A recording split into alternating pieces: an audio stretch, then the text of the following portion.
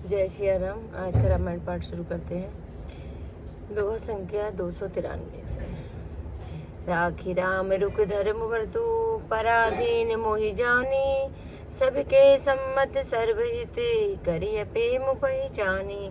अतः मुझे पराधीन जानकर, मुझसे न पूछकर, श्री रामचंद्र जी के रुख रुचि धर्म और सत्य के व्रत को रखते हुए जो सबके सम्मत और सबके लिए हितकारी हो, आप सबका प्रेम पहचान कर वही कीजिए। भरत वचन सुन देखी सुभाऊ, सहित समाज सराहत राऊ। सुगम अगम मृदु मंजू कठोरे, अरथु अमित अति आखर थोरे। भरत जी के वचन सुनकर, उनका स्वभाव देखकर समाज से राजा जनक उनकी सराहना करने लगे। भरत जी के वचन सुगम और अगम, सुंदर, कोमल और कठोर हैं। उनमें अक्षर थोड़े हैं परंतु अर्थ अत्यंत अपार भरा हुआ है। जो मुख मुकुर मुकुरु निज पानी, गही न जाय असे अद्भुत बानी। भूप भरत मुनि सहित समाजू, जे जह विबुध कुमुद द्विराजू।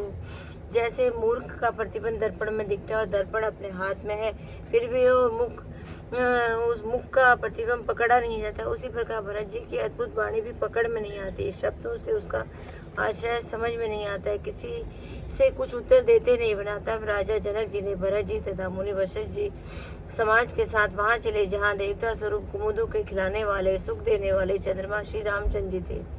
सुनी सुधि सोच विकल सब लोगा, मन हुमीन गन नव जल जोगा। देव प्रथम कुल गुरु गति देखी, निरखी विदेह स्नेह विशेषी। यह समाचार सुनकर सब लोग शोक से व्याकुल हो गए, जैसे नए पहली वर्ष के जल के संयोग से मछलियां व्याकुल हो जाती हैं। देवताओं ने पहले कुलगुरु वशिष्ठ जी को प्रेम विहल दशा देखी, फिर विदेह जी के विशेष स्नेह को देखा। राम भगति मय भर तु निहारे, सुर स्वारथी हरि हारे। सब कोई राम प्रेम मय पेखा, भय अलेख सोच बस लेखा। और तब श्री राम भक्ति से ओतप्रोत भरत जी ने देखा।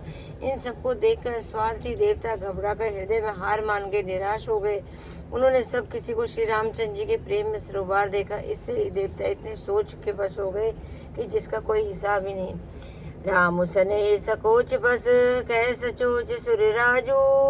रजो प्रपंची पंच मिली, नाहित भयो अकाजू।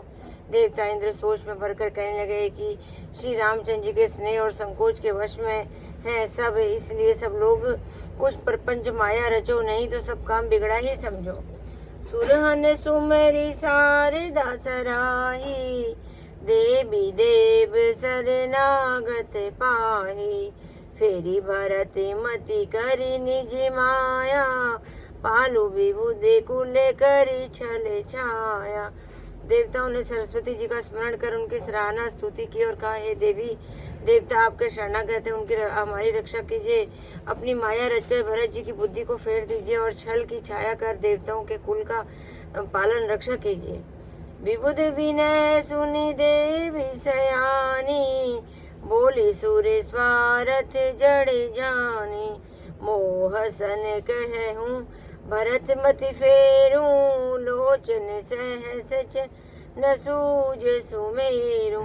देवताओं की विनती सुनकर और देवताओं के स्वार्थ बस होने से मूर्ख जानकर बुद्धिमती सरस्वती जी बोली, मुझसे कह रहे हो कि भरत जी की मति पलट दो। 1000 नेत्रों से भी तुमको सुमेरु भी नहीं सूझ पड़ता। विधि हरि हरि माया बड़ी भारी, सोन भरत मति सकई निहारी। सोमति मोहि कहत करु भोरी, चंदन करे कि चंड करे चोरी। ब्रह्मा विष्णु महेश की माया भी बड़ी प्रलभ है, किंतु वह भी भरत जी की बुद्धि को की ओर तब तक नहीं देख सकती। उस बुद्धि को तुम मुझसे कह रहे हो कि भोली कर दो, भुला दो, भुलावे में डाल दो। अरे चांदनी कहीं प्रचंड किरण वाले सूर्य को चुरा सकती है। भरत हृदय सिय राम निवासु, तह कीर्ति मेरे जह तरनि प्रकाशो अस कहीं सारद गई विधि लोका विबुधु विकल निसिमानहु को का। भरत जी के हृदय में श्री सीताराम जी का निवास है। जहाँ सूर्य का प्रकाश है वहाँ कहीं अंधेरा रह सकता है। ऐसा कहकर सरस्वती जी ब्रह्मलोक को चलेगी और देवता ऐसे व्याकुल हुए जैसे रात्रि में चकवा व्याकुल होता है। सुर स्वारथी मलिन मन कीन कुमंत्र कुटाटू रुचि प्रपंच माया प्रबल भय ब्रह्म अर्ध्यु चाटू। जय श्री राम मेरे प्रभु राम, जय श्री राम। आज की कथा यही विश्राम। जय श्री राम।